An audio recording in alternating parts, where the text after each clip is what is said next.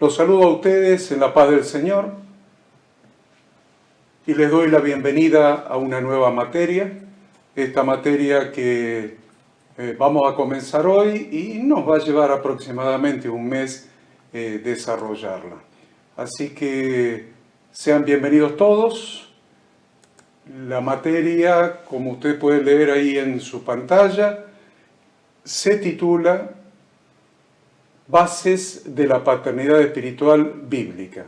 Bases de la paternidad espiritual bíblica. Bueno, todavía estamos acomodándonos para empezar con esta nueva materia, que va a ser muy importante para nosotros, muy importante.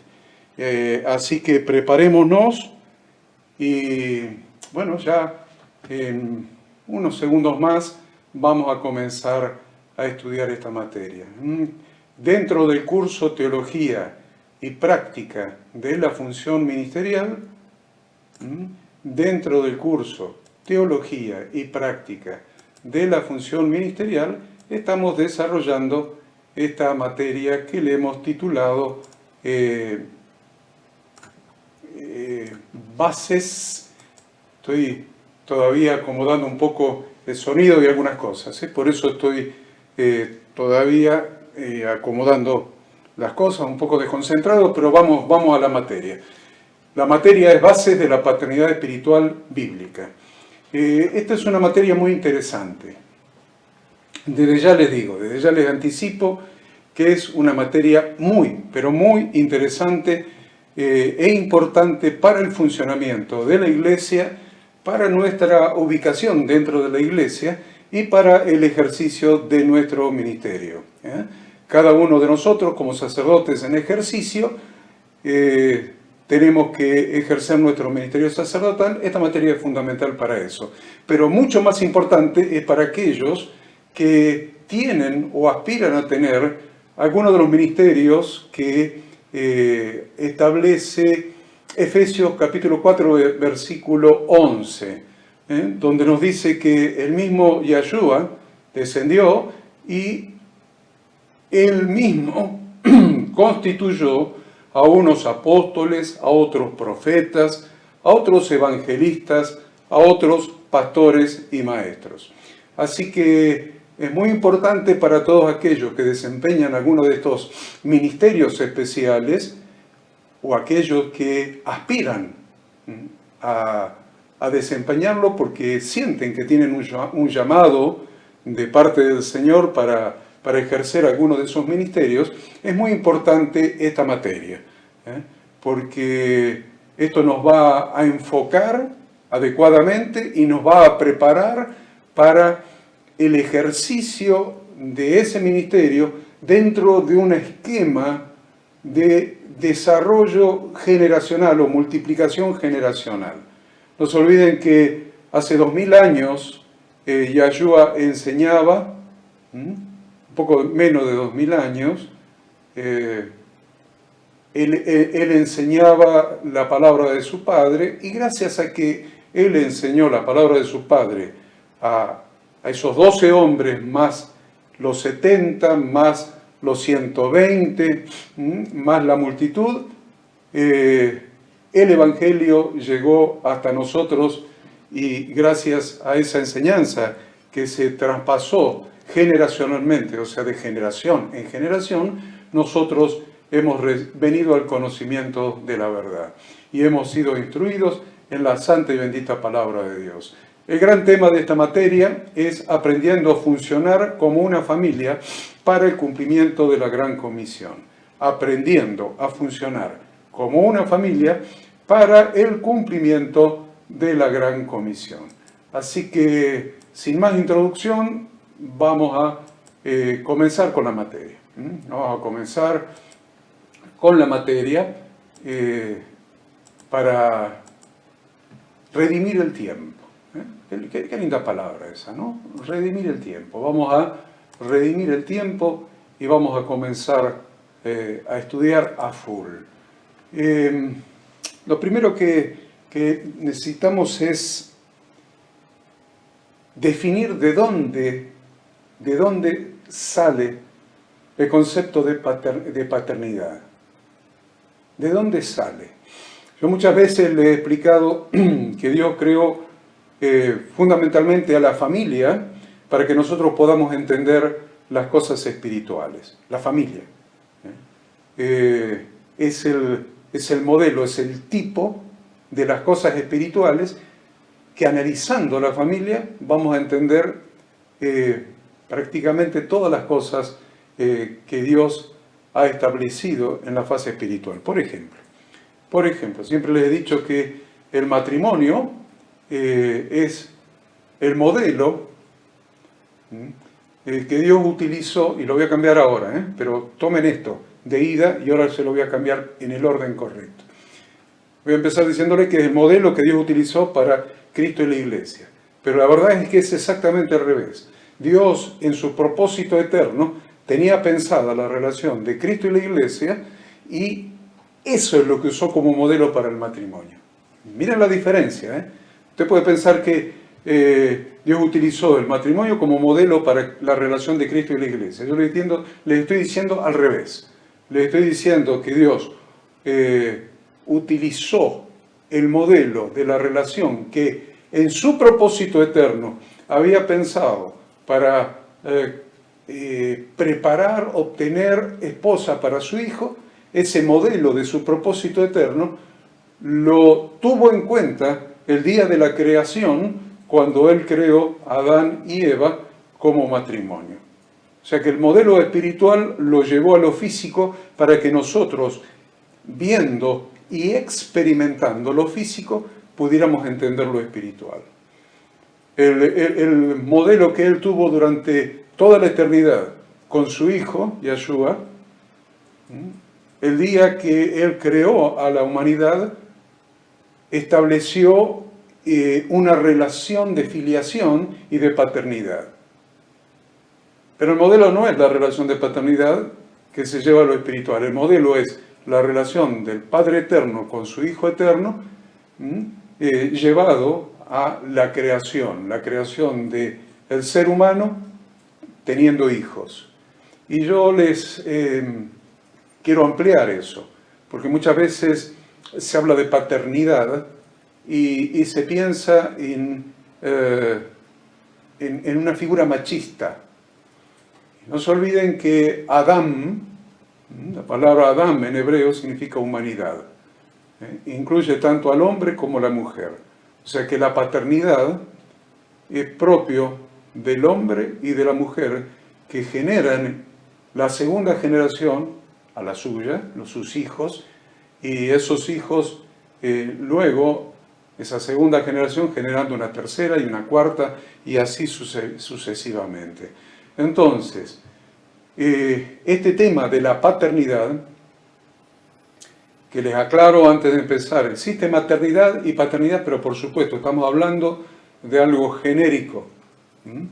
El hombre y la mujer, como una sola carne, generan hijos y forman hijos. Es muy importante que ustedes entiendan no solamente el papel primordial de la mujer en la concepción de hijos, la concepción y el dar a luz hijos, sino en la formación de los hijos. La formación de los hijos. Entonces, cuando hablamos de paternidad, estamos hablando de ese conjunto de papá y mamá generando una nueva criatura, un nuevo ser humano a quien hay que formar. Entonces, para poder llegar a entender cuál es el propósito de la paternidad, debemos indagar primero cuáles fueron las razones de Dios para crear esta particular relación entre una generación de seres humanos y la siguiente generación de seres humanos. ¿Por qué están vinculados una generación de la siguiente? Por el concepto de paternidad. Entonces, es muy importante que primero entendamos lo que es la paternidad carnal para entender lo que es la paternidad espiritual. Siempre recordando que la paternidad carnal no es el modelo que Dios usa para la espiritual, sino al revés. Dios ha usado la paternidad espiritual como modelo para la carnal. Entonces, Si nosotros podemos entender esta figura visible que Dios nos ha dejado, entonces vamos a poder ser capaces de establecer los principios que rigen la paternidad espiritual. Entonces, esta materia tiene ese propósito. Vamos a ver los propósitos que nos muestra las Sagradas Escrituras en relación con la paternidad carnal. El primer propósito es proveer un modelo visible del Padre espiritual. Esto es muy importante para aquellos que son jóvenes y todavía tienen hijos pequeños, porque el modelo que el hijo adopte de su padre carnal es el modelo que después va a transportar a su fe en el Padre celestial. Si el modelo del Padre carnal es un modelo violento, injusto, un dictador, un intolerante, en el niño se va formando ese modelo, y el día que él establezca su fe en Yahweh, nuestro Padre celestial, ese modelo que va a estar armado en su mente, en su corazón, va a ser el modelo que adoptó de su padre carnal. ¿Se entiende eso? Es muy importante para los padres, los matrimonios jóvenes que tienen hijos pequeños, porque es importante el modelo que el padre siembre en el corazón de los niños. Porque miren la relación íntima, la relación estrecha entre lo espiritual y lo carnal. Entonces, Dios creó esta figura para que nosotros entendamos que esta figura de yo ser papá de mis hijos le provee a mis hijos un modelo visible del Padre celestial. Entonces, la relación entre los hijos y sus padres carnales constituye una representación visible del trato que Dios desea establecer con el ser humano. Por eso la Escritura, déjenme ver en qué texto, en 1 Juan 3.1, 1 Juan 3.1 dice: mirad cuál amor nos ha dado el Padre para que seamos llamados hijos de Dios. Por esto el mundo no nos conoce, porque no le conoció a Él. Miren qué interesante el texto. Mirad cuál amor nos ha dado el Padre. El Padre, ya lo está mencionando Yahshua como el apóstol Juan como el Padre, y después dice, ese amor que nos ha dado es que seamos llamados sus hijos. Muy interesante el tema de nuestra filiación, de la paternidad de Dios sobre nosotros, y el modelo que Dios ha provisto visible de la paternidad espiritual, de la paternidad sobre nosotros de nuestro Padre celestial. Dios planificó la familia carnal, como decía hace un rato, para que podamos visualizar esa relación. Pero también este vínculo fue establecido para que podamos conocer íntimamente a Dios y lleguemos a ser semejantes a Él, incorporando su carácter y actitudes. Yo les digo una cosa, los hijos que son criados en una relación estrecha con su padre carnal, todo hijo que es criado con una relación estrecha con su padre carnal incorpora rasgos, ademanes, costumbres, maneras de hablar, maneras de pararse, maneras de proceder de su padre. Independientemente de que físicamente se parezca más o menos, o no se parezca nada, o se parezca totalmente. Pero incorpora los rasgos de personalidad de su padre. Es muy interesante que mis hijos tienen rasgos impresionantes, parecidos a los míos. Me impresiona verlos. Actuar, hacer gestos, hablar de la misma manera. Hasta pensar y razonar de la misma manera. Entonces, se dan cuenta que este modelo de paternalidad carnal en la carne con nuestros hijos también fue provisto, fue establecido por Dios para que podamos conocer íntimamente a Dios y lleguemos a parecernos a Dios. Así como nos parecemos a nuestro Padre carnal, lleguemos a tener tal relación, tal vínculo con nuestro Padre celestial, que lleguemos a parecernos, a ser semejantes a Él, incorporando no solamente sus actitudes, sino su carácter, su manera de pensar, su manera de sentir, su manera de hablar inclusive. Primera Juan, el versículo que sigue, al que leímos antes, el 3.1 leímos antes, ahora leímos el 3.2. Dice: amados, ahora somos hijos de Dios, y aún no se ha manifestado lo que hemos de ser, pero sabemos que cuando Él se manifieste, seremos semejantes a Él, porque le veremos tal como Él es. Entonces, ¿cómo vamos a ser? Semejantes a Él. Semejantes a Él. La paternidad de los padres carnales, así como la paternidad espiritual, debe ser una reproducción de la paternidad de Dios sobre nosotros. Y cada padre en particular tiene que ser un reflejo de Dios mismo. Y el propósito final es que cada hijo llegue a ser semejante a Cristo a través del modelo manifestado por su padre carnal y o espiritual. Porque cuando Cristo se manifieste, seremos semejantes a Él. Seremos tan buenos hijos como lo es Yahshua en relación con Yud-Hei, Bab-Hei, nuestro Dios. En cuanto a la paternidad espiritual, es una tremenda responsabilidad por parte del Padre la de llegar a ser un fiel reflejo de la paternidad de Dios. Quiero que tome nota de eso. Cada padre carnal tiene una gran responsabilidad ante sus hijos, pequeños, medianos y más grandes, inclusive adultos, hijos adultos ya. La responsabilidad es ser un fiel reflejo de la paternidad de Dios, principalmente porque voluntaria o involuntariamente Él proyectará espiritualmente en el Hijo una imagen de lo que es Dios como Padre. Eso se lo expliqué hace un rato. Es decir, si el Padre espiritual es intolerante, les dije, intolerante, indiferente, enojadizo y otras características negativas, el Hijo se va a hacer una imagen de Dios con esas características. Pero contrario a esto, si el Hijo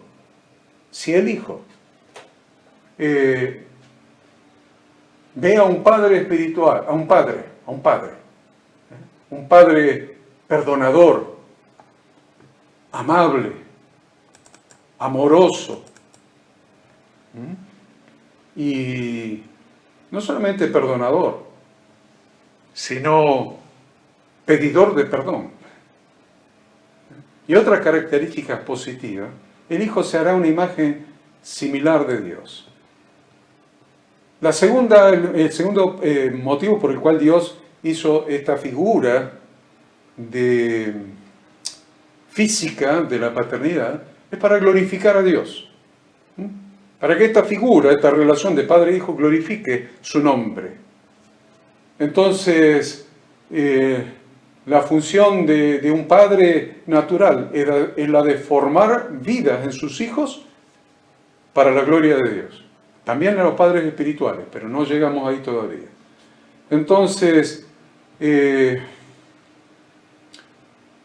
la Biblia nos enseña, pero abundantemente, que la manera de realizar esa función de formación de un hijo se llama disciplina. Es un proceso que se denomina bíblicamente disciplina. Y este constituye el modelo de Dios que nosotros debemos utilizar para formar hijos en la carne y también espirituales. Entonces, lo que está formando es, en el hijo, es el carácter. Lo que está formando es el carácter. ¿Entienden? El carácter. La disciplina forma el carácter. Algunos padres han sido más estrictos en su disciplina con sus hijos. Otros han sido más permisivos, menos estrictos. Y otros han tenido hijos muy buenos, muy obedientes, que no han necesitado tampoco demasiada disciplina. Entonces, depende de cómo haya sido tu carácter como padre, tu formación como padre y la formación de tus hijos, y el carácter de tus hijos, no la formación, el carácter de tus hijos es el grado de disciplina para conducirlos hacia un rumbo determinado. Es muy importante esto. Yo les confieso que cuando mis hijos nacieron, yo siempre los vi con 30 años. El objetivo que yo me había propuesto era verlos con 30 años, pero sin embargo tenían minutos de nacido. Sin embargo, mi objetivo era verlos con 30 años. Me acuerdo, por supuesto, del más cercano, porque hace 25 años que nació Pablito, y cuando me lo trajeron allí para que lo conozca, yo lo miré y lo vi en mi corazón y en mi mente con 30 años. ¿Por qué? Porque ese era mi propósito hacia él. Él todavía no llegó. Él todavía no llegó. Su hermano más grande, Horacito, sí llegó. Y ya pasó esa edad. Y yo estoy feliz y orgulloso de haberlo visto de antemano con esta edad, porque él llegó a cumplir la mayoría de los propósitos que yo tenía en mi corazón hacia él cuando él fuera grande. Algunos, la mayoría los llegó a cumplir, y les diría más, los más importantes los llegó a sobrepasar. Pablito tiene 25, todavía él no llegó a la edad con la que yo lo vi cuando lo conocí. Yo lo conocí con minutos de nacido, pero yo lo vi con 30 años. Y trabajé para que dediqué mi vida, mi esfuerzo, mi pensamiento, para que él fuera una persona que hubiera logrado felicidad, armonía, paz con Dios, logros en la vida, los importantes según mi criterio, los del corazón, cuando él llegara a los 30 años. Todavía le falta 5, así que va muy bien encaminado a lograr todo eso. Hebreos 12:9 habla de algo de esto. Dice, por otra parte, tuvimos a nuestros padres terrenales que nos disciplinaban y los venerábamos. ¿Por qué no obedecemos mucho mejor al Padre de los Espíritus y viviremos? Y aquellos ciertamente por pocos días nos disciplinaban como a ellos les parecía. Pero o sea Dios, para lo que nos es provechoso, para que participemos de su santidad. Es verdad que ninguna disciplina al presente parece ser causa de gozo, sino de tristeza, pero después da fruto apacible de justicia a los que en ella han sido ejercitados. Miren qué interesante esas palabras, qué sabiduría hay en esas palabras de Hebreos capítulo 12. El tercer propósito con el que Dios hizo esta relación de carne y hueso, de padres e hijos, es para llenar la tierra con sus descendientes y tener dominio sobre ella. Dios mandó a Adán y Eva que llenaran la tierra, que dominaran y que mandaran sobre la tierra. Génesis 1:28 dice, y los bendijo Dios y les dijo, fructificad y multiplicaos, llenad la tierra y sojuzgadla y señoread en los peces del mar, en las aves de los cielos y en todas las bestias que se mueven sobre la tierra. Como padres en la carne, debemos enseñar estas verdades a los hijos, pero también hay que enseñarlas como padre espiritual. Los cristianos hemos sido redimidos para dominar, para reinar, dicen muchos cristianos, muchos religiosos, para reinar y para vencer. Y la tierra debe ser llena de los que manifiestan la gloria de Dios. Romanos 8:19 dice, porque el anhelo ardiente de la creación es el aguardar la manifestación de los hijos de Dios. Porque la creación fue sujetada a vanidad, no por su propia voluntad, sino por causa del que la sujetó en esperanza. Porque también la creación misma será libertada de la esclavitud de corrupción a la libertad gloriosa de los hijos de Dios. Cuando nosotros termine nuestra redención en la segunda venida de Yeshua, cuando termine nuestra redención, nosotros vamos a ser transformados y la creación entera va a ser libertada de la esclavitud de corrupción a la libertad gloriosa de los hijos de Dios. Es muy importante que entendamos que hemos recibido de Dios su capacidad creativa. El ser humano recibió de Dios su capacidad creativa. La perdió por el pecado. La perdió por haberse apartado de Dios. La perdió por haber dado la espalda a Dios. Sin embargo, el ser humano recibió de parte de Dios su capacidad creativa, su creatividad para continuar su obra creadora. Entonces, nosotros somos los encargados de que Dios reine en esta tierra a través nuestro, porque la Biblia enseña que Jesús nos hizo reyes y sacerdotes allí en Apocalipsis 5:10. La cuarta cosa por la que Dios creó esta figura de padres e hijos carnales es para dar alegría a los padres. Lisa y llanamente, para dar gozo a los padres. La Biblia nos enseña que el hombre que tiene muchos hijos es muy feliz y es rico. Muy interesante esto. La Biblia enseña que el hombre que tiene muchos hijos es muy feliz y rico, ya que ellos son herencia que recibe de Dios, herencia de Yahweh. A ver, vamos a ver el Salmo 127:3. He aquí, herencia de Yahweh son los hijos. Herencia, riqueza, riqueza, herencia de Yahweh son los hijos. Cosa de estima el fruto del vientre, como saetas en mano del valiente, así son los hijos habidos en la juventud. Bienaventurado el hombre que llenó su aljaba de ellos. No será avergonzado cuando hablare con los enemigos en la puerta.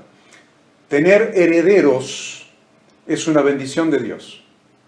Por esta causa consideramos que tener hijos que hereden nuestra manera de ser, como siervos de Dios, a él lo voy a llamar nuestro manto de siervos de Dios, en lo que nos identifica como siervos de Dios, también es una gran bendición. Salmo 128:5.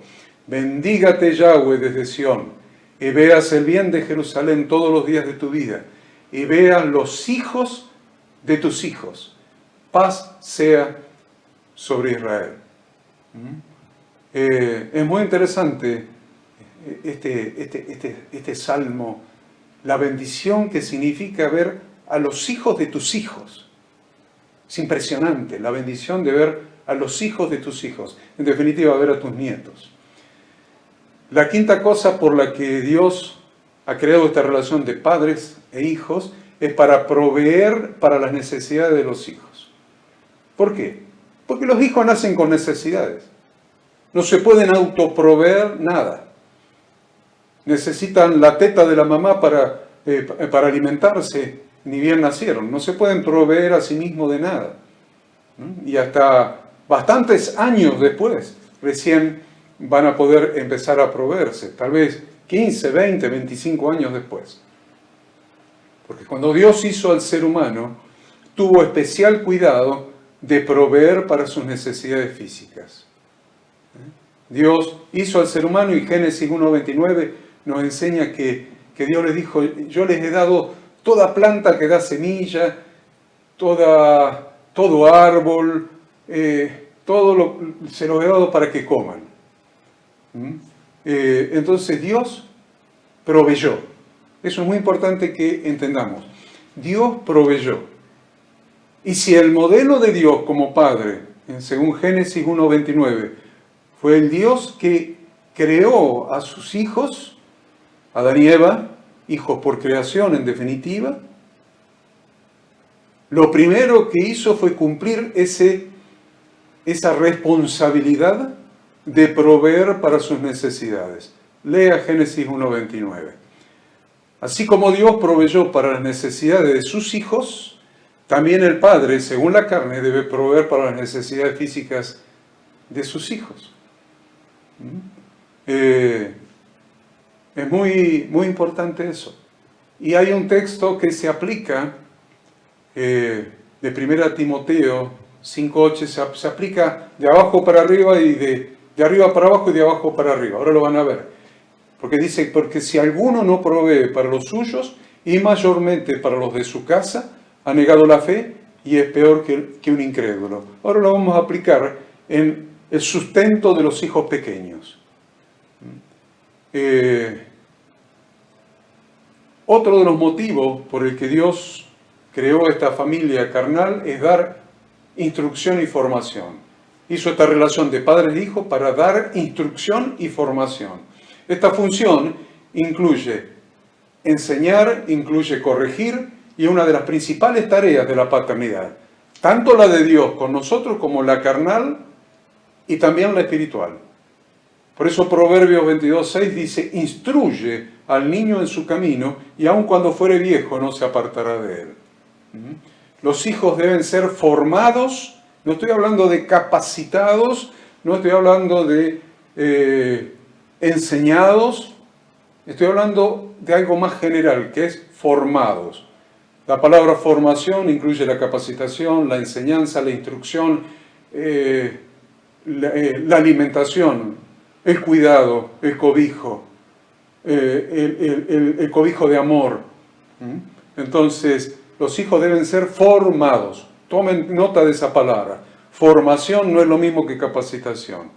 Formación no es lo mismo que entrenamiento. Formación es integral. Entonces, los hijos deben ser formados de manera integral por sus padres. Y esto solamente se logra, por supuesto, mediante instrucción, aliento, disciplina, todo lo que les dije antes. Es necesario que los hijos espirituales también sean enseñados de esa manera. La otra cosa, y es la séptima y la última que les voy a mencionar para ya salirnos del aspecto físico para ir a lo espiritual, es que esta relación de padres e hijos implica cuidar al padre. Cuidar al padre. Y acá tenemos algo en relación con los hijos, que es cuidar a su padre y velar para que sus necesidades sean satisfechas. Entonces, recién hablábamos del padre de proveer para los hijos. Pero ¿qué pasa cuando los hijos crecen y después se autoabastecen, pero que los padres pasan una cierta edad y ya no se autoabastecen por diferentes circunstancias y empiezan a tener ciertas carencias por no poder satisfacer todas sus necesidades? Entonces, es una obligación ineludible de los hijos el velar que sus padres no pasen necesidades de todo aquello cuya provisión esté al alcance de los hijos. Es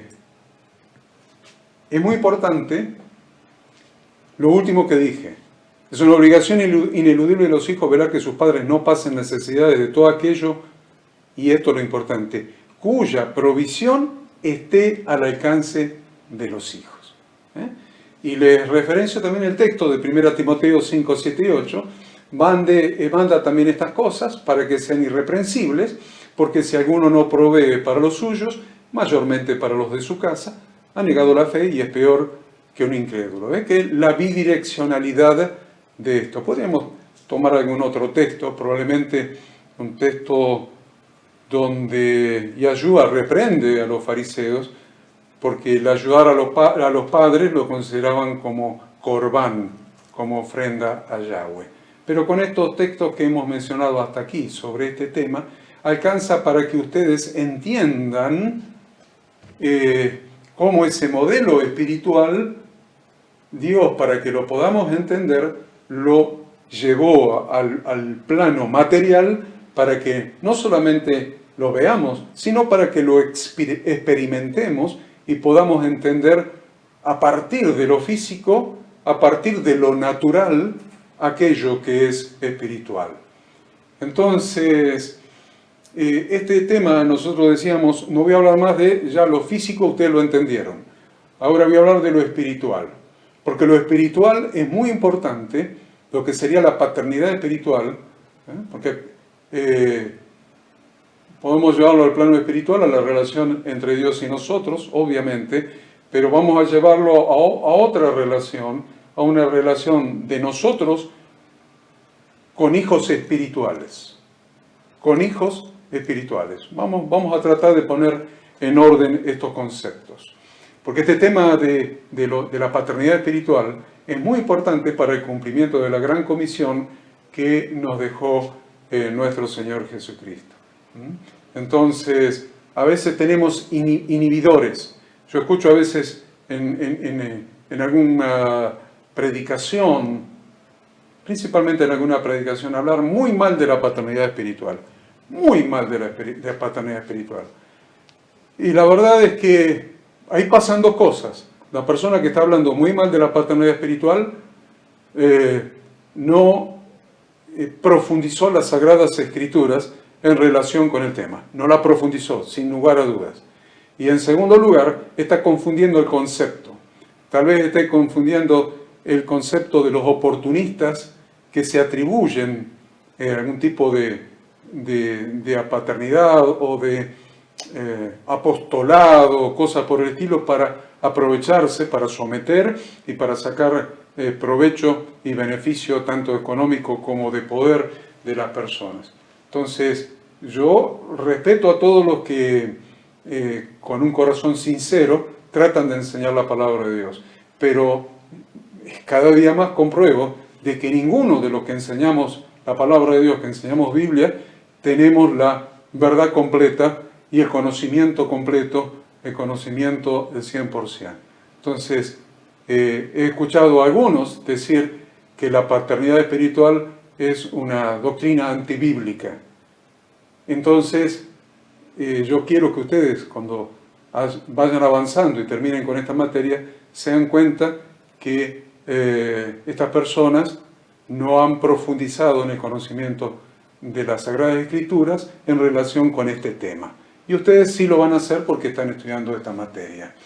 Entonces, ¿saben lo que hacen algunos? Levantan barreras con relación al tema. Levantan barreras. Levantan barreras. Entonces, levantar esa barrera impide una doctrina que es bíblica y que sería de gran bendición si nosotros la entendiéramos, porque inclusive hasta estaríamos negando esta doctrina de que la iglesia es una familia. Y en una familia no hay solamente hermanos, hay padres e hijos. Y decimos, pero nuestro padre es Dios. ¿Y el resto de los padres? ¿Y el resto de los padres?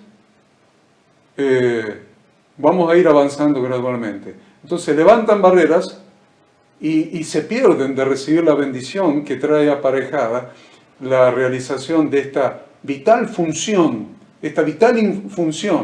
de mostrar recién cuán vital es la función de un padre con sus hijos. Entonces, si se inhiben de realizar esta vital función ministerial, les va a costar un poco cumplir algunas instrucciones de las Sagradas Escrituras. Instrucciones, Torá. Le va a costar un poco obedecer la Torá. No estoy hablando solamente de la Torá del Pentateuco, sino la Torá del resto de la Biblia. Porque, en primer lugar, muchos confunden esta doctrina con las tradiciones erróneas de la Iglesia romana. Muchos confunden la doctrina de la paternidad espiritual con las tradiciones erróneas de la Iglesia romana, donde a los presbíteros se los llama padres. El presbítero es el cargo funcional, el cargo jerárquico, y se los llama padre. Entonces, esto no se hace, no es así, y empiezan a traer textos. Y la pregunta que yo les hago a ustedes, ¿es así o no es así? ¿Se le puede llamar padre al cura, sí o no? se los dejo, no se lo voy a contestar. Porque muchas de las tradiciones antibíblicas de la Iglesia romana, muchas de las tradiciones antibíblicas, y no estoy diciendo que todas las tradiciones de la Iglesia romana sean antibíblicas, estoy diciendo que muchas de las tradiciones antibíblicas de la Iglesia romana han provocado un justificado rechazo en los creyentes que intentan ajustar su fe a las Sagradas Escrituras. Pero muchas veces se han excedido en la crítica. Muchas veces se han excedido en la crítica.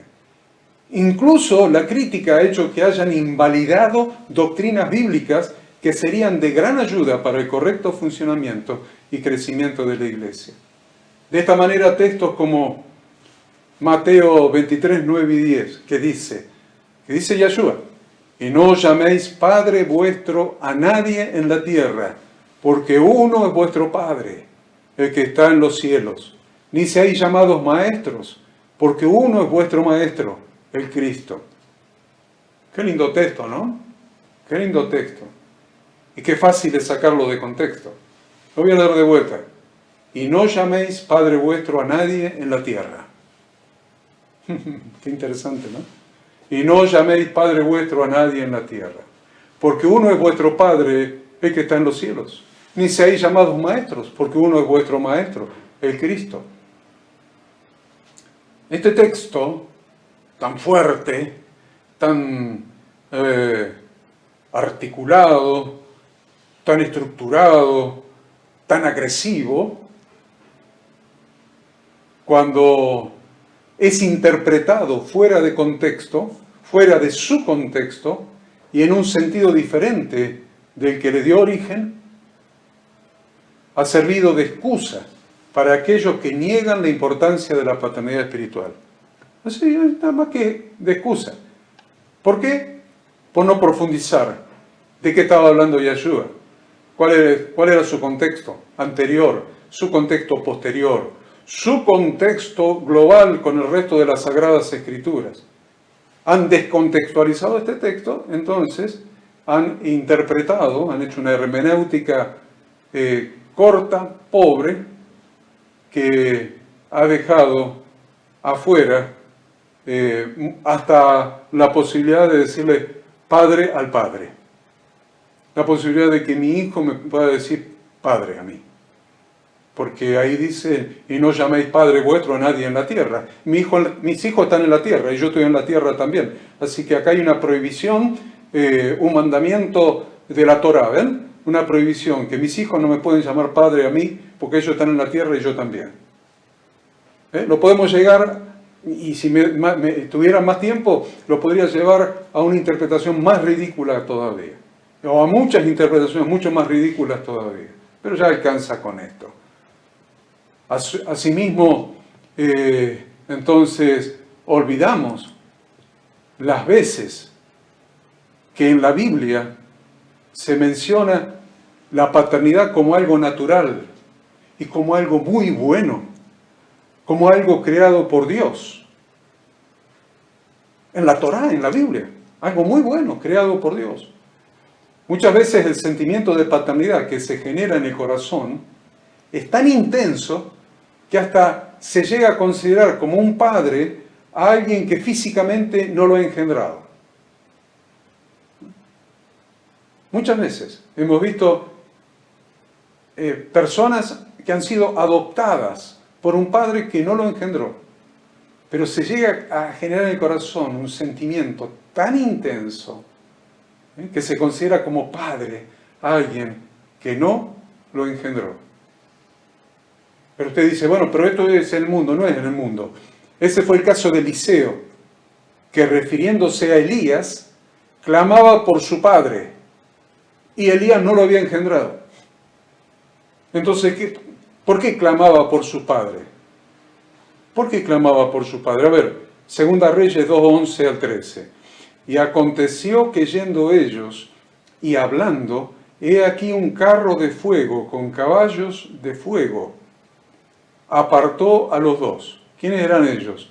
Elías y Eliseo. Entonces ellos iban hablando, y un carro de fuego con caballos de fuego apartó a los dos, y Elías subió al cielo en un torbellino. Y viéndolo Eliseo, clamaba, y ahí abre un signo de admiración. Padre mío, carro de Israel y su gente de a caballo. Y nunca más le vio. Y tomando sus vestidos, los rompió en dos partes, alzó luego el manto de Elías que se le había caído, y volvió y se paró a la orilla del Jordán. ¿Me van entendiendo? El sentimiento de paternidad hacia alguien que no lo había engendrado. ¿No será esta una primera aproximación a lo que es la paternidad espiritual? Alguien que te adoptó como hijo, te entrenó, en este caso como profeta, y luego te dejó su manto de siervo de Dios, y heredaste eso. De un siervo de Dios se hereda el manto de siervo de Dios. Jesucristo, el Hijo de Dios, también nos llama hijitos. Y es interesante, en Juan 13:33, en Juan 21:5, Jesucristo mismo, Yahshua, de Nazaret, el ungido del Padre, también nos llama hijitos, estableciendo una paternidad espiritual con nosotros. A pesar de que en Juan 1:12 y 13 leemos que somos hechos hijos de Dios. Sin embargo, Jesús mismo establece una paternidad espiritual con nosotros. Ahí en Juan 1:12 y 13 dice, más a todos los que le recibieron, a Yahshua, a los que creen en su nombre, les dio potestad de ser hechos hijos de Dios, los cuales no son engendrados de sangre, ni de voluntad de carne, ni de voluntad de varón, sino de Dios. Y aparte, el mismo Jesucristo nos enseñó a orar diciéndole a Yahweh, nuestro Dios, Padre nuestro que estás en los cielos. Sin embargo, Él mismo nos llama hijitos. También vemos a los apóstoles llamando hijos a quienes no eran hijos en la carne, sino hijos en el Espíritu. El apóstol Pablo, en Gálatas 4:19, usa la palabra hijitos. En 1 Corintios 4:14, 2 Corintios 6:13, 1 Tesalonicenses 2:11, usa la palabra hijos. En 1 Corintios 4:17, Filipenses 2:22, 1 Timoteo 1:2, 1 Timoteo 1:18, 2 Timoteo 1:2, 2 Timoteo 2:1, Tito 1:4, Filemón 1:10. Mire cuántas veces usa la palabra hijo. Hijo. Eso es el apóstol Pablo, el rabino Shaul. Juan, el apóstol Juan. Hijitos. 1 vez, 2 veces, 3 veces, 4 veces, 5 veces, 6 veces, 7 veces cuento en mi pantalla. El apóstol Juan. Hijitos. E hijos, 1 vez, 2 veces, 3 veces, 4 veces. El apóstol Juan. El apóstol Pedro. Hijo. 1 Pedro 5:13. Entonces, ¿cuál es el verdadero significado de las palabras pronunciadas por Jesús según Mateo 23, 9 y 10? Y no llaméis Padre vuestro a nadie en la tierra, porque uno es vuestro Padre, el que está en los cielos. Ni seáis llamado Maestro, porque uno es vuestro Maestro, el Cristo. Entonces, Jesucristo mismo desobedeció el mandamiento. Les decía recién, Pablo desobedeció el mandamiento un montonazo de veces. Juan desobedeció el mandamiento un montón de veces, y Pedro, por lo menos Pedro, una sola vez. Entonces, ¿cuál es el verdadero significado? ¿Cómo es la interpretación, la hermenéutica correcta en el contexto? En el contexto. Entonces, lo primero que debemos observar es acerca de quiénes estaba hablando Yahshua cuando él dijo estas palabras. Dice, habló Jesús a la gente y a sus discípulos. La respuesta es muy esclarecedora. Jesús estaba hablando de los escribas y de los fariseos, que eran los jerarcas de la religión de la época. Estaba refiriéndose a los escribas, a los fariseos, a los doctores de la ley, que eran los jerarcas de la religión de la época. Primera cosa, para contextualizar. Lo segundo es cuál era la actitud de los escribas y de los fariseos que Jesús estaba condenando. Segunda pregunta, para contextualizar. ¿Cuál era la actitud de los escribas y de los fariseos que Jesús estaba condenando? Entonces vemos en el versículo 2 que ellos se sentaban en el sillón de Moisés para dar sus enseñanzas. Que eso es lo que significa la palabra cátedra. Ustedes están acostumbrados en las universidades, la cátedra tal, la cátedra tal, la cátedra tal. La palabra cátedra significa el sillón del gran maestro, el sillón del gran maestro, la silla del gran maestro. Entonces, ¿qué es lo que estaba sucediendo allí? Vemos en el versículo 2 que los escribas y los fariseos se sentaban en el sillón de Moisés para dar sus enseñanzas. ¿Qué significa esto? Que usurpaban la autoridad de Moisés, atribuyéndosela a ellos mismos, pero no practicaban lo que enseñaban, sino que hacían todas sus obras para ser vistos por los hombres. Acuérdense esto.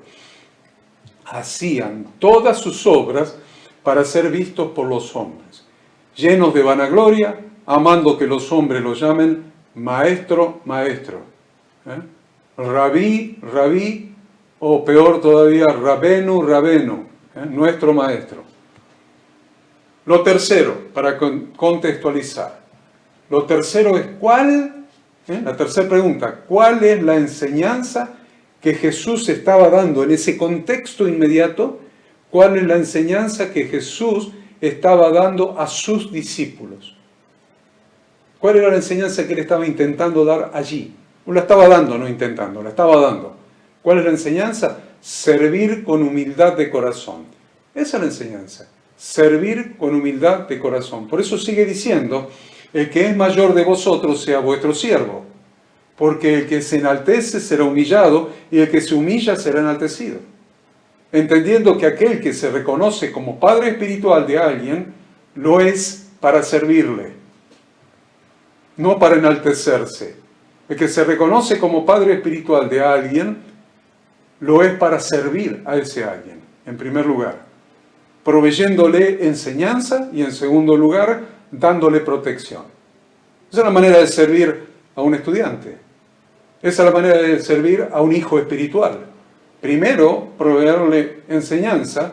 Segundo, proveerle protección. Enseñanza y protección. ¿Y saben qué? Esa es la definición de Efesios 5:29 de lo que es el amor bíblico. Si ustedes quieren, dicen, ¿cuál es la definición de la Biblia del amor? Porque habla tanto del amor. ¿Cuál es la definición de la Biblia del amor? La definición que da la Biblia del amor está en Efesios 5:29. A ver si lo encuentro. Porque nadie aborreció jamás a su propia carne, sino que la sustenta y la cuida, como también Cristo a la iglesia. Definición bíblica del amor. Porque nadie aborreció jamás su propia carne. O sea que si no la aborreció, ¿qué hace? La ama. Sino que la sustenta y la cuida, como también Cristo a la iglesia. ¿Cuál es entonces la definición de amor? Sustentar y cuidar. Sustentar y cuidar. La definición bíblica del amor. A ver, ¿amas a tu esposa? Bueno, vamos a ver.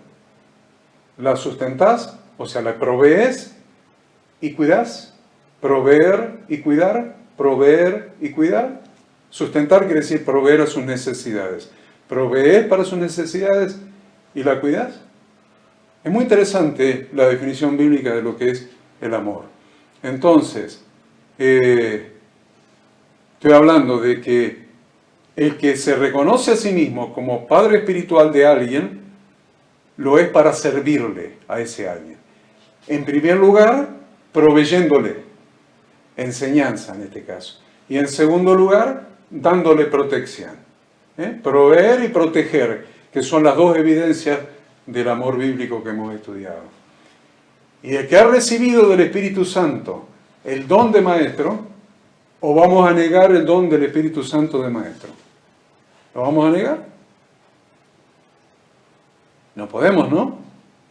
¿Se dan cuenta lo que es el contexto inmediato y el contexto mediato, el resto de las Escrituras?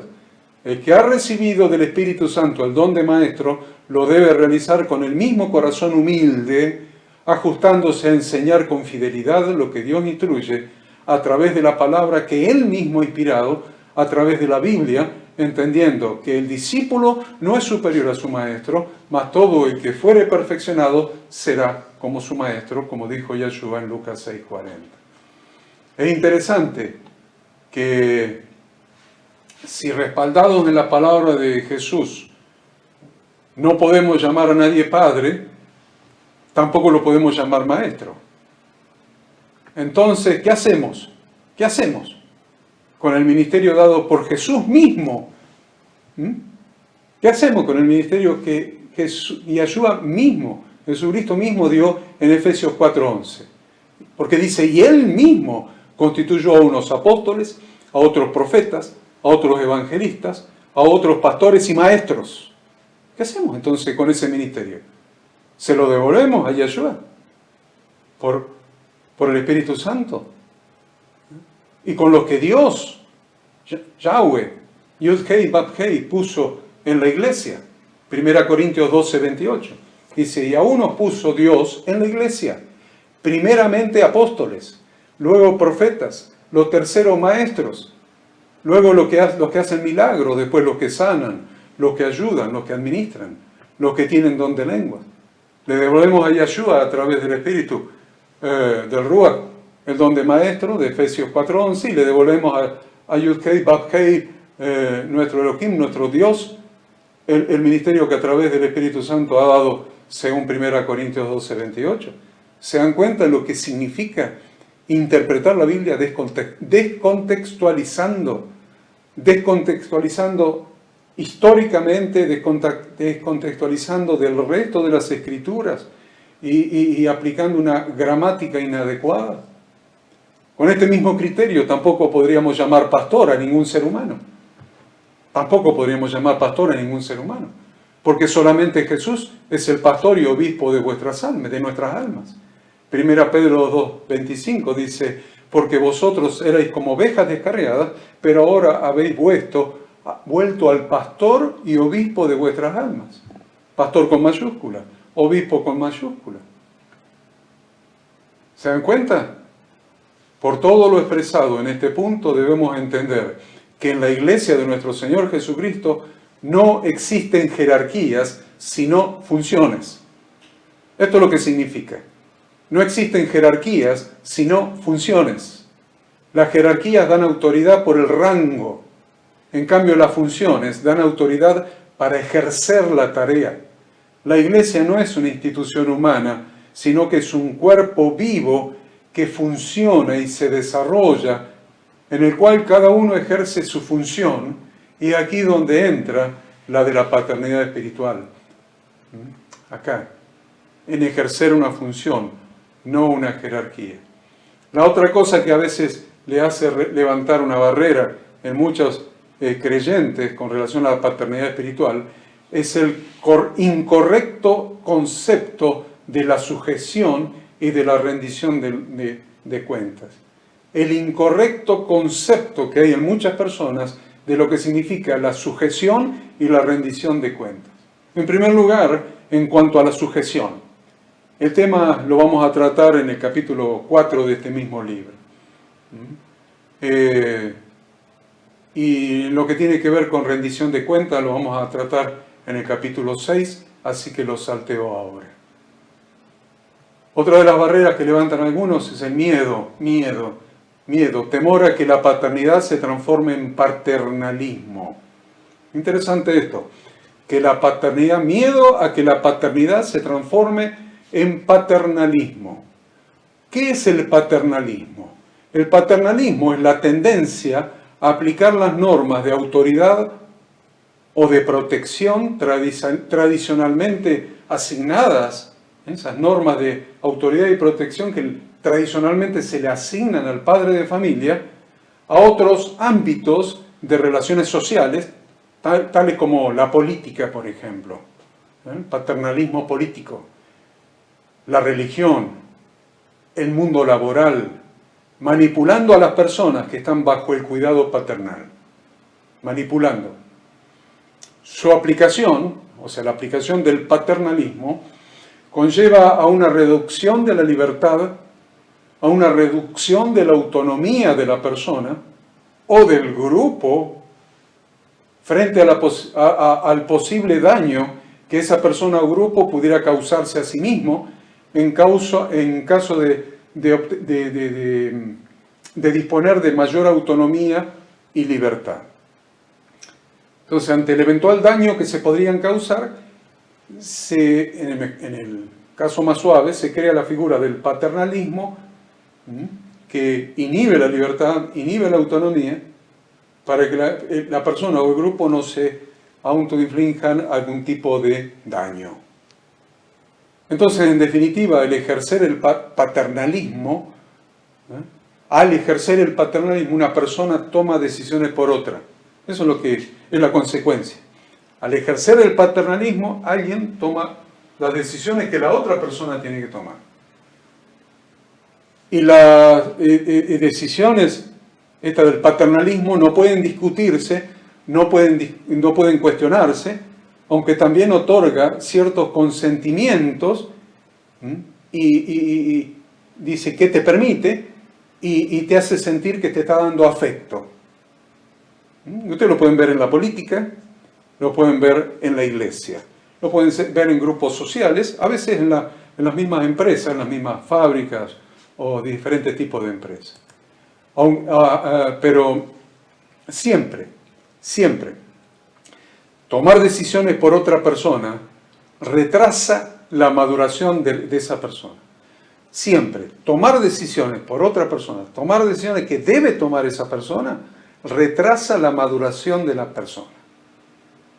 Porque le impide desarrollar su propio proceso de aprendizaje, con errores incluidos.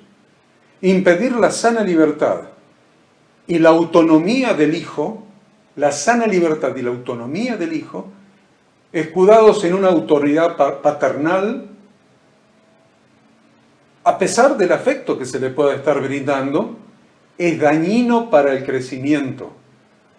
Es dañino para el crecimiento, para la maduración, para la capacitación y el entrenamiento, para que pueda realizar por sí mismo la tarea con responsabilidad. Inclusive la actitud paternalista constituye un inevitable inhibidor de la posibilidad de que los hijos lleguen a tener sus propios hijos y desarrollarlos adecuadamente. Vamos a agregar algo acá. Ahí está. Miren qué interesante esto. Es un inhibidor para que los hijos tengan sus propios hijos y los puedan desarrollar adecuadamente. Entonces, muchas veces se tiene miedo justamente a que la paternidad espiritual se transforme en este tipo de paternalismo. Y no está mal el miedo, ¿eh? Hay que saber elegir los padres espirituales. Ya a ustedes les estoy dando cosas que pueden llegar a pasar, sepan elegir. Sepan elegir. No elijan un fariseo, un escriba. La cuarta barrera que levantan muchas veces es confundir la paternidad con el clericalismo. Confunden la paternidad con el clericalismo. ¿A qué llamamos clericalismo? A la marcada sumisión de los laicos al clero. ¿Qué es clericalismo? La marcada sumisión de los laicos al clero y a las indicaciones que le da el clero a los laicos. Y sabemos que la separación entre clero y laicos es totalmente ajena a las enseñanzas del Nuevo Testamento para la Iglesia. Es ajena. Ya hemos entendido a la luz de la Biblia que los ancianos neotestamentarios no eran líderes clericales, sino hermanos espiritualmente maduros, dados por el Espíritu Santo principalmente para salvaguardar el desarrollo espiritual de toda la congregación.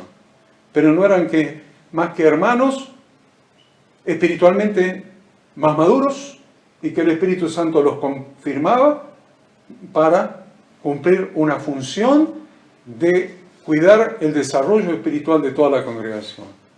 En realidad, estos ancianos neotestamentarios, estos pastores, capacitaban, estos ancianos, estos pastores neotestamentarios, en realidad lo que hacían era capacitaban a los santos para efectuar la labor del ministerio, Efesios 4 del 11 al 16, y les enseñaba cómo debían funcionar en las reuniones. Les enseñaban cómo debían funcionar en las reuniones de la iglesia y fuera de las reuniones de la iglesia. Tenían cuidado en lo que respecta a los lobos espirituales, restringían a los excesivamente activos, alentaban a los pasivos, amonestaban a los desordenados, reprendían a los rebeldes, confortaban a los débiles. Lo que es más, capacitaban a los santos para que proveyesen ese mismo ministerio en la iglesia. Eso lo tiene en 1 Tesalonicenses capítulo 5, lean el capítulo 5 completo. El entendimiento de las verdades bíblicas que establecen que todos los creyentes son sacerdotes en ejercicio ha producido la revelación de que la separación del cuerpo, que es la iglesia, entre clero y laicos, es inadmisible a la luz de las Escrituras. Y el rechazo de esa división de los creyentes ha alcanzado, de rebote si quieren, a la paternidad espiritual.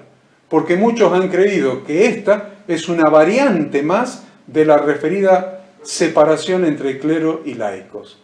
Y no lo es, porque la paternidad es una relación de familia, no es una relación de jerarquía. La quinta barrera que se ha levantado en contra de la paternidad espiritual es la inmadurez de no pedir ayuda. La inmadurez de no pedir ayuda. A pesar del orgullo que nos impide pedir ayuda, la Biblia es muy clara acerca de la necesidad de la ayuda mutua dentro de la iglesia. La Biblia establece que debemos sujetarnos a todos los que ayudan y trabajan. Es muy clara la Biblia. Y establece esto, que a veces no lo tenemos en cuenta, que debemos sujetarnos a todos los que ayudan y trabajan dentro de la iglesia. Hebreos 16 dice, y de hacer bien y de la ayuda mutua no os olvidéis, porque de tales sacrificios se agrada a Dios. Y 1 Corintios 16 dice, os ruego que os sujetéis a personas como ellos y a todos los que ayudan y trabajan. El no pedir ayuda es soberbia, es inmadurez. Porque todos necesitamos que alguien nos ayude. En sexto lugar, la segunda barrera que se levanta es el concepto competitivo del ministerio. El concepto competitivo del ministerio. Es difícil aceptar la paternidad espiritual de alguien. Es difícil aceptar la paternidad espiritual de alguien cuando se está en medio de la paranoia de ver a todos los siervos de Dios como competidores a quienes hay que superar. Y se está buscando permanentemente sus debilidades y sus defectos para convencernos de que nosotros somos mejores y más dotados de talentos. Esa paranoia. Paranoia es el complejo de que nos están persiguiendo. Esa paranoia, esa competitividad. Y nos lleva a buscar defectos en otro, a buscar qué errores no cometemos, por qué somos mejores. Eso hace que no se reconozca a otros hermanos como padres espirituales. Miren el caso de Marcos 9:33 al 35. Dice la Escritura, y llegó a Capernaum, y Ayúa de Nazaret llegó a Capernaum, a su casa. Llegó a Capernaum a su casa. Y cuando estuvo en casa, les preguntó, ¿qué disputabais entre vosotros en el camino? ¿Por qué venían peleando? ¿Por qué venían discutiendo en el camino? Versículo 34. Mas ellos callaron. porque en el camino habían disputado entre sí quién había de ser el mayor. Entonces él se sentó y llamó a los 12 y les dijo: si alguno quiere ser el primero, será el postrero de todos y el servidor de todos. Séptima barrera que levantan algunos: miedo a que la paternidad espiritual sea lo mismo que la apostolitis, como otra de las modas ministeriales. ¿Vieron? Le estoy dando una palabra que no existe en el diccionario. Apostolitis. Pero muchos tienen miedo de que esto de la paternidad espiritual, por eso se oponen terminantemente, tienen miedo que la paternidad espiritual sea lo mismo que la apostolitis, que sea otra de las modas religiosas, de las modas ministeriales. Todos los que han vivido las olas de nuevas modas que han soplado desde la iglesia evangélica de tanto en tanto, fueron desarrollando anticuerpos espirituales. Todos. Bueno, me incluyo, por supuesto. Porque han soplado sobre la iglesia evangélica de tanto en tanto una moda nueva. A ver. Y fuimos desarrollando anticuerpos espirituales que nos llevan a mirar con desconfianza cualquier doctrina que se asemeje a alguna de esas modas. Esto no está mal, me pasa a mí, porque la Biblia nos enseña a probar los espíritus. En 1 Juan 4:1 dice: amados, no creáis a todo espíritu, sino probad los espíritus si son de Dios, porque muchos falsos profetas han salido por el mundo. Tenemos la obligación de probar los espíritus a ver si son de Dios. Entonces debemos probar a aquellos que atribuyen a sí mismos cierta autoridad ministerial. Debemos probarlos antes de aceptar cualquier cosa como válidas. Dice Apocalipsis 2 y 3, yo conozco tus obras y tu arduo trabajo y paciencia, y que no puedes soportar a los malos, y has probado a los que se dicen ser apóstoles y no lo son. Hay que probarlos, tenemos la obligación. Y los has hallado mentirosos, y has sufrido y has tenido paciencia, y has trabajado arduamente por amor de mi nombre, y no has desmayado. En la presente materia vamos a dar las herramientas necesarias para elegir verdaderos padres espirituales según el corazón de Dios. No a cualquiera. Pero también debemos entender que tan peligroso como rechazar la paternidad espiritual con argumentos erróneos es buscarla y o aceptarla fundados en falsas motivaciones. ¿Tan erróneo como rechazarla? Es buscarla por falsas motivaciones. ¿Cuáles pueden ser, por ejemplo? En primer lugar, asumirla como una moda ministerial. Una moda, está de moda. Entonces, acabamos de decir que en los últimos años hemos pasado por una gran cantidad de modas en la iglesia. Por ejemplo, la moda de las mega iglesias, las iglesias en las casas, predicadores de la prosperidad, profetas adivinadores, ministerios empresa, apóstoles jerarquizados y autoritarios, jerarcas del gobierno de Dios en la iglesia, etcétera, etcétera. Y en el ir y venir de estas olas de modas, muchos oportunistas se han dado cuenta del fundamento bíblico. Se han dado cuenta que la paternidad espiritual tiene un fundamento bíblico incuestionable. Entonces han comenzado a avanzar sobre esta doctrina, escondiendo en ese avance su sed de poder y ambición económica, disfrazándose ellos mismos de padres.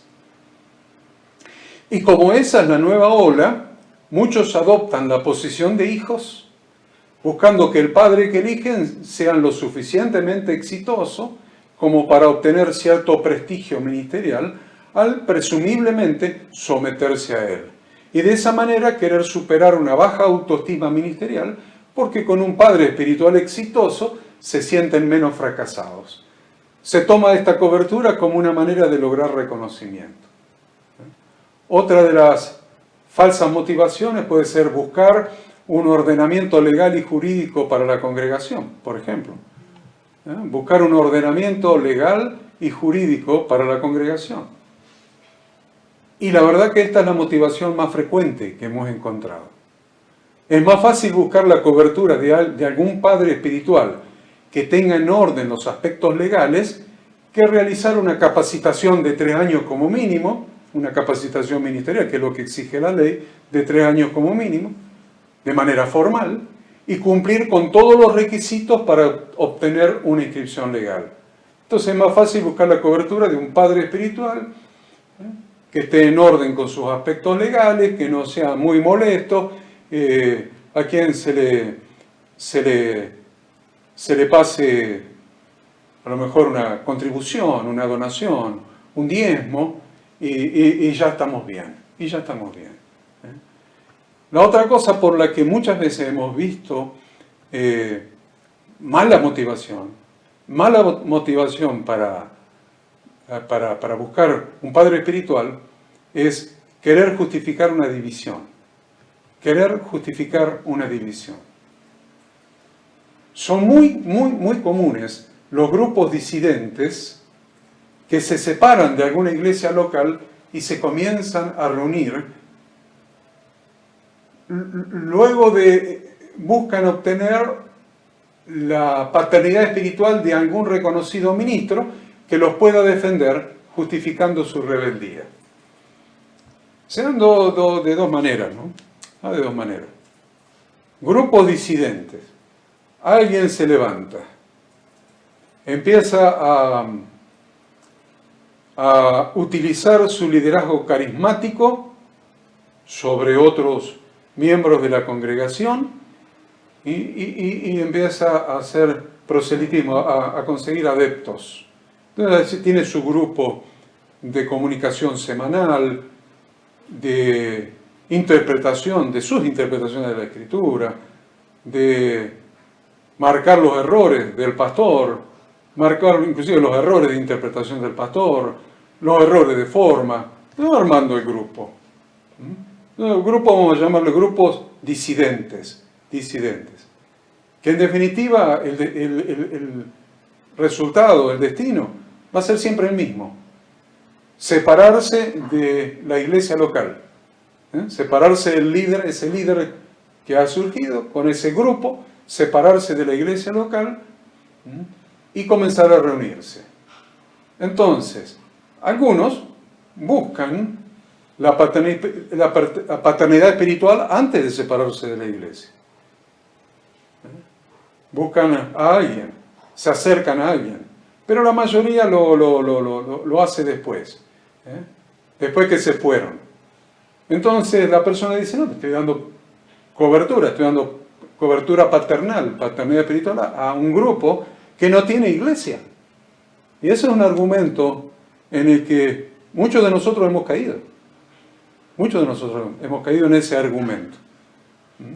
Entonces, en definitiva, muchos lo que han hecho es justificar una división, porque no hubo motivo para que se vayan, sino que alguien con ambición de poder fomentó la división para irse. No digo cuando hay un problema real en la congregación. No digo cuando hay un problema real, a lo mejor de pecado dentro de la congregación, pues he visto casos así varias veces, problemas de pecado en los ministros, o problemas de enseñanza de falsas doctrinas. No estoy hablando de eso. Estoy hablando de si existen esas situaciones y el grupo se retira en paz, no hay problema. Estoy hablando de cuando no se retira en paz y ocasiona una división sin motivo por ambiciones de poder de algún líder que arrastra atrás de sí a varios miembros de la iglesia. Entonces, ¿qué hace? Busca la paternidad espiritual de algún reconocido ministro que lo pueda defender, justificando su rebeldía. En definitiva no fue más que rebeldía. Entonces busca la paternidad espiritual de alguien prestigioso para que no se le vengan encima y los condenen.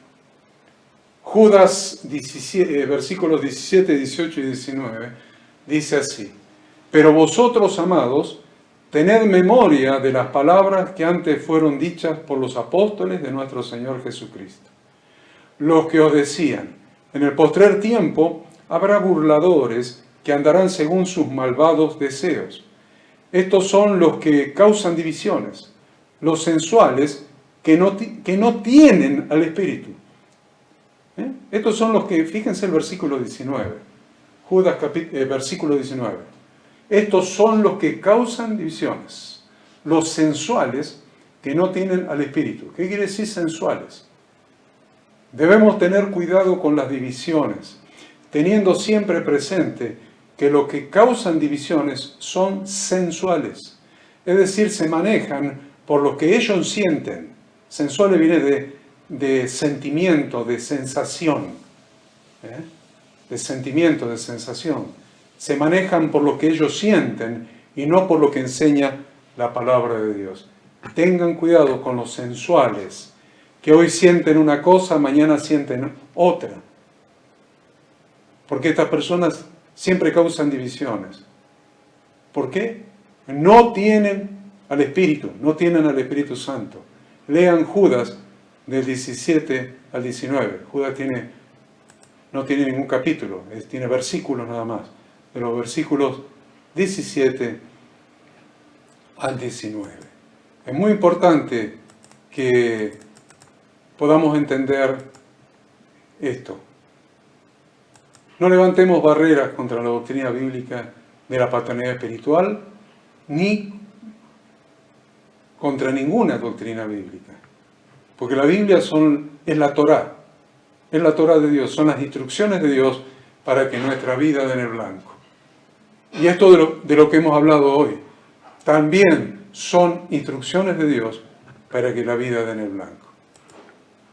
Así que espero que esta clase haya resultado de su interés, les haya resultado útil, les haya resultado provechosa, que podamos empezar a entender estos conceptos relacionados con este tema de la doctrina bíblica de la paternidad espiritual. Es muy importante que empecemos a entender, a incorporar, a analizar, a escudriñar, a discernir la bendita palabra de Dios, para que no nos perdamos la bendición de tener Padre espiritual, pero sobre todo de tener hijos espirituales. Gracias por compartir con nosotros esta clase. Muchas gracias por haber estado con nosotros y los esperamos. Por supuesto, los esperamos la próxima semana, en este día, en este horario, la próxima semana, para continuar aprendiendo juntos.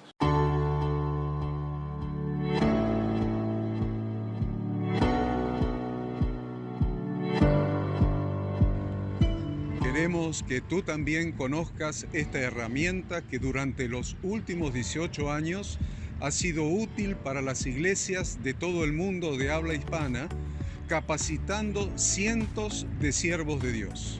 Las formas de aprender están cambiando y Ministerio Bíblico Internacional, a través de su facultad bíblica, brinda programas de formación ministerial bíblica, teológica y práctica para la multiplicación y edificación de la iglesia 100% online. Respondiendo a las necesidades de hoy, para aquellos que no cuentan con la posibilidad de asistir a clases presenciales, donde quiera que estés, en todo lugar, recibirás el material de estudio y verás las clases en vivo y on demand, accediendo a través de tu celular, PC, tablet o Smart TV.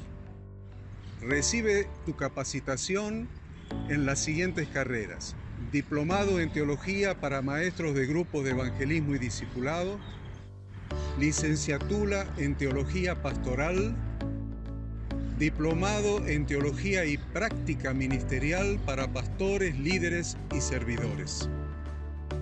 Súmate a los pastores que han organizado un grupo de estudio tutorial a distancia en la congregación con estudiantes locales y de las otras iglesias de la zona.